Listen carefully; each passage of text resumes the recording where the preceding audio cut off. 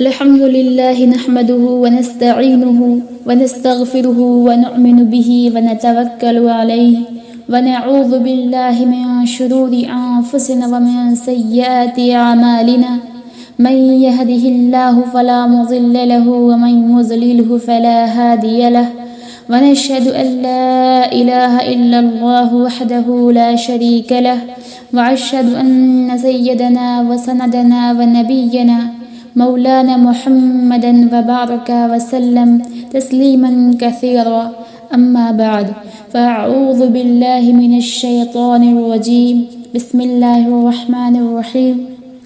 معزز سامعین اکرام اور تمام مائیں اور بہنیں، اللہ تبارک و تعالیٰ نے اس دنیا میں ہر کسی کو ایک جیسا مقام نہیں دیا.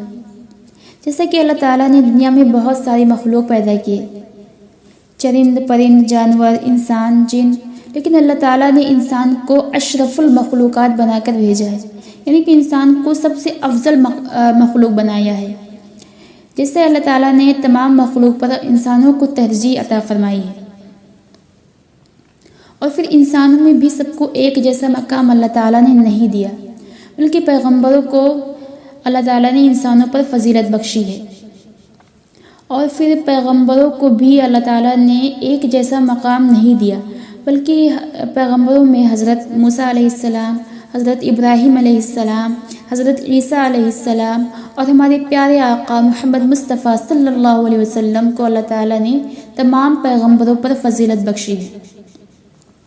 اور پھر ان چاروں کو بھی اللہ تعالیٰ نے ایک جیسا مقام نہیں دیا، بلکہ ان میں سب سے افضل مقام اللہ رب العزت نے اپنے حبیب محمد مصطفیٰ صلی اللہ علیہ وسلم کو دی ہے.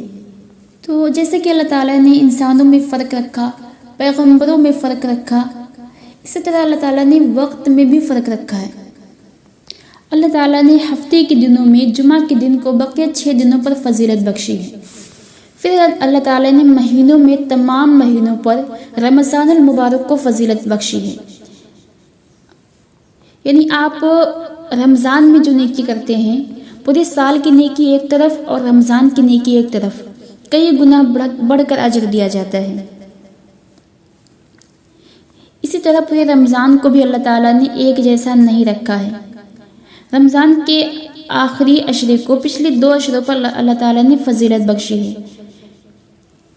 یعنی رمضان کے آخری عشرے میں عبادت کا ثواب بقیہ 2 عشروں سے زیادہ ہے.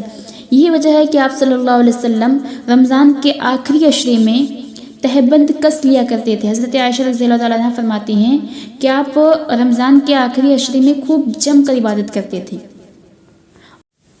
اور کمال کی بات تو یہ ہے کہ رمضان کے آخری عشرے کی جو 10 راتیں ہیں یا 9 راتیں ہیں، ان میں بھی پھر اللہ تعالیٰ نے سب کو برابر نہیں رکھا، بلکہ ان میں ایک رات ایسی ہے جو 1000 مہینوں سے بہتر ہے.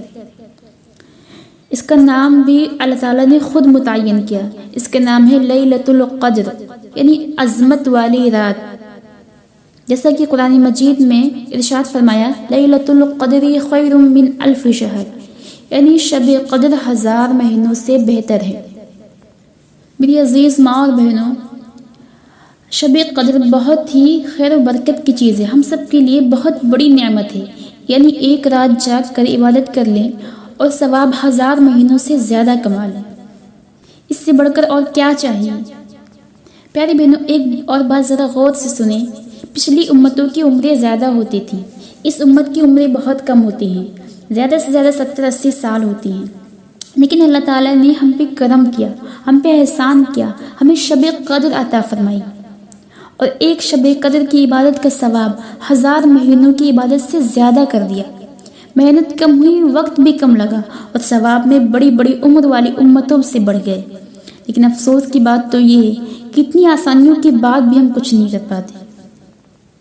پیاری بہنوں، رمضان کا کوئی بھی لمحہ ضائع نہ ہونے دیں، خصوصاً آخری عشرے میں عبادت کا خاص اہتمام کریں.